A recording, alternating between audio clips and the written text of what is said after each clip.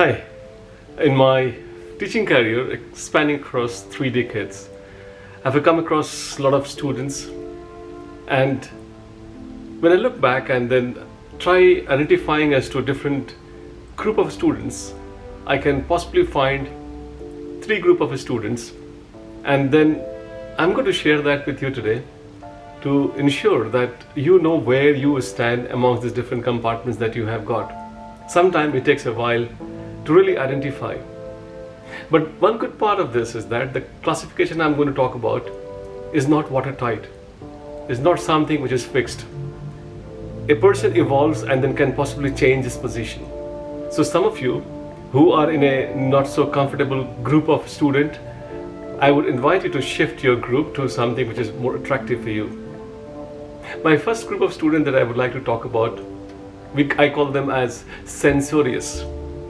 The one who always are attracted towards the negatives, absence, difficulties. They keep finding faults. And then interesting part is that while they're finding faults, they don't stop finding fault in themselves also. They always go on blaming a lot of reasons they have got about their health, about their background, about their parents, about their society, about their schooling, about their subjects, about their optionals, about whatever they have studied. They find some reason or some location to blame them and say that, hey, this is not good, and that is why I am probably in this kind of situation. So Sensorious is one group of student you always find around. You can think about some of your friends who always find fault in the books that they're reading or the faculties, the teachers they're interacting.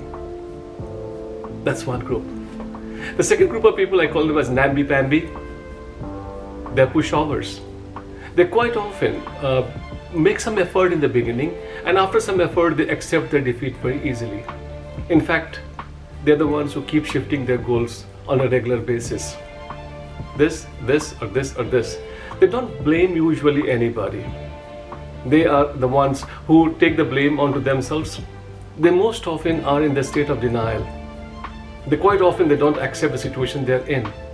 And the interesting part, they're very popular because they always have got which others don't have it. You know what? They have all the time. So I suppose this is the second group. Apart from Sensorious, we have got namby-pamby ones. The third one, I call them as Inexorables. Inexorables are the ones who are impossible to be stopped. They're the ones who are driven, and the biggest character I find in them, their list of failures and list of mistakes is most impressive. They have got a long list of their mistakes. They have got a long list of failures, and then they have got full ownership of that. They control themselves. They seek opinion all the time, but they only use the opinion which they think that suits them. And one more characteristic I find amongst them is that they are very aggressive. If anything that comes between them and their goal, they don't tolerate it easily. So they really fight back.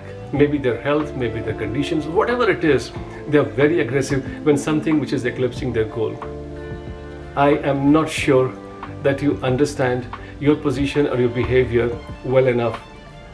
Try identifying your different phases through which you may have evolved, and try and see that are you the one who is looking forward to the problems which is stopping you from achieving your goal, or are you Sensorious, or are you a namby-pamby, a pushover, or are you the one who is inexorable, or the one who is aggressive about the goal? You can change your position, and I'm sure I don't need to explain as to which one you should be while you are young and while you are chasing your dream. My best wishes are there with you.